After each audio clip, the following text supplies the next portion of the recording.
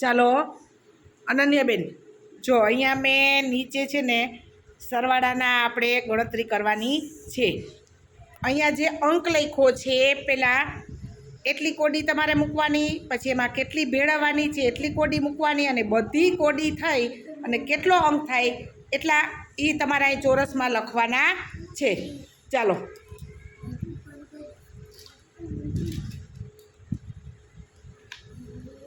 મોટેથી બોલો બેન. 3. સરસ.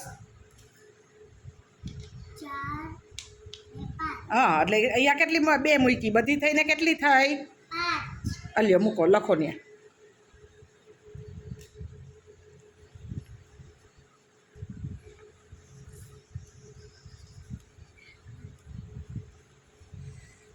હા, નીચે 5 કોડી મૂકી દો.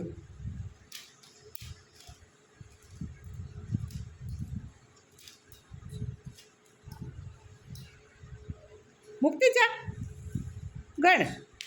1, બોલતી જા. 2,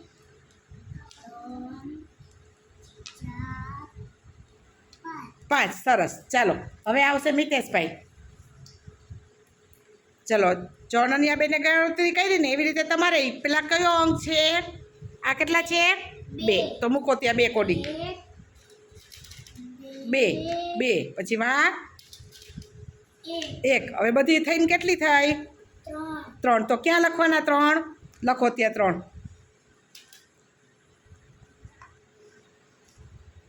સરસ. નીચે કેટલી કોડી મૂકવાની? મૂકો 3.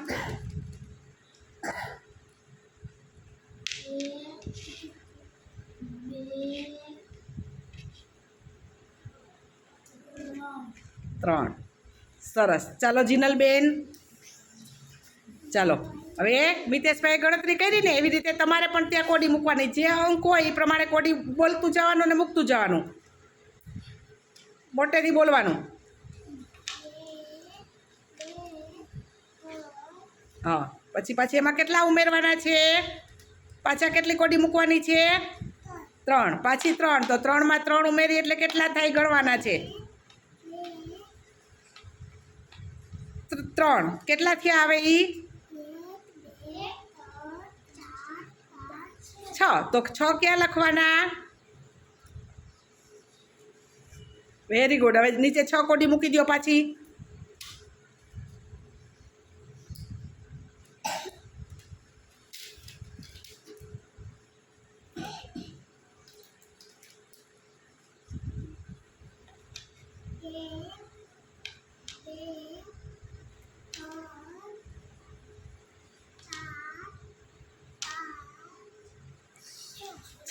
સરસ. જો આ આપણે સરવાળાના દાખલા ગણ્યા, એટલે તમારે પણ તમારી વર્કશીટમાં આ રીતે ગણતરી કરી અને મૂકવાનું છે.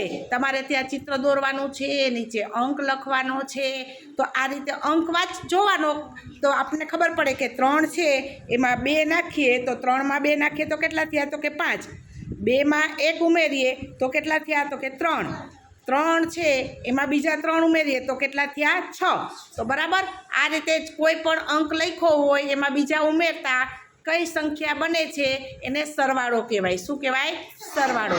કોઈ પણ સંખ્યામાં આપણે બીજી સંખ્યા ઉમેરીએ એટલે જે સંખ્યા નવી સંખ્યા આવે એ બે મિક્સ થઈને કેટલી ભેગી થઈને થઈ એને સરવાળો કહેવાય.